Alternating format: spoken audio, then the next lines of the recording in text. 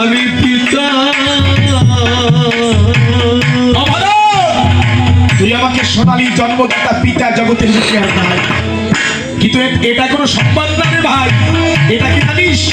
এটা তো ওই যে দূরে বৃক্ষের ডালে বসে থাকা কোনো পাখিকে কোনো ব্যাগ বানাঘাতে ধুলায় ফেলে ফট করে যেমন তার বর্ণ হয়, আমি রাম আমার দশা তেমন আস। আমায় কি সোনালী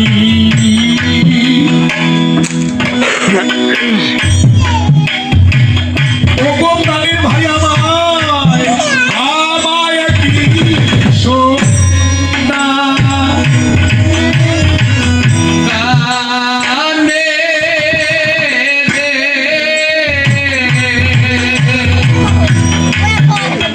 আমায় সবাই কি সোনালী ওগো প্রাণের ভাই আমায় কি সোনালী আমার গানে ওরে পিতা হারানো পিতা দুর্বল ওরে হিল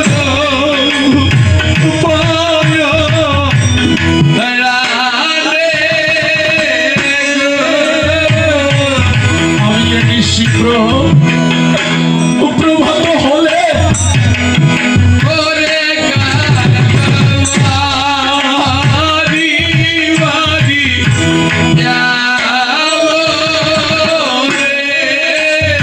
আমায় কে ডাকবে বলে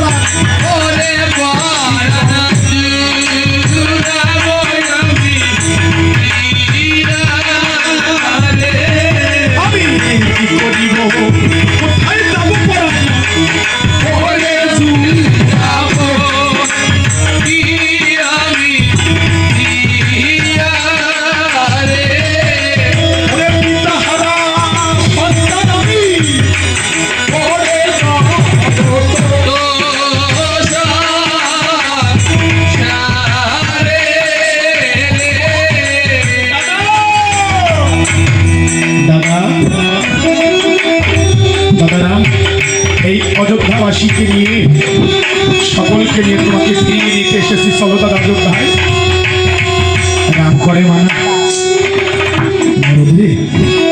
আমি আর অযোধ্যায় যাব না। কেন জানিস? পিতাকে হারিয়েছি, এরপর আমুক অযোধ্যাবাসীকে দেখা নিশি প্রভাত হলে লোকে বলবে সে দেখ রাম, যে তার পিতার মরণের কালে মুখে জল দিতে পারে না। দোহাই ভারত, তুই দোহাই, পিতার ধর্ম রক্ষা করবার দায় তুই অযোধ্যায় চলে যা। আমি তোকে কথা দিলাম 14 বছর পরে আমি অযোধ্যায় ফিরে আসবো।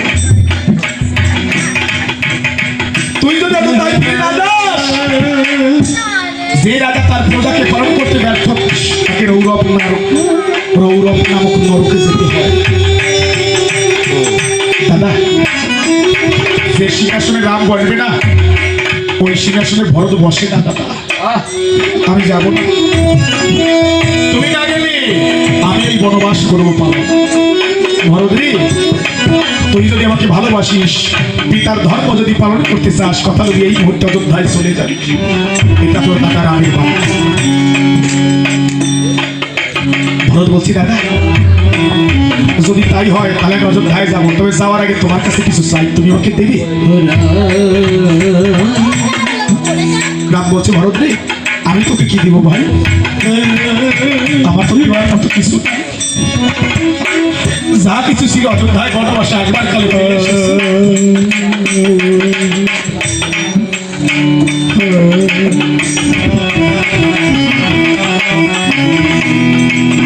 ও ভারত, যদি আমার কিছু থাকে বল, আমি তোকে দিব। এই অযোধ্যাবাসীর সাক্ষী, এই কুলগুরু মহামণি বশিষ্ঠ মুনির সাক্ষী, এই রাম ভক্তগণ সাক্ষী, যদি আমার কিছু থেকে থাকে আমি তোকে দেবো, বল কি চাস? ভরত বলছে, দাদা কথা নাও। ও দাদা, তোমার ওই স্মরণের পাদুকা দুখান আমার শিরে তুলে দাও।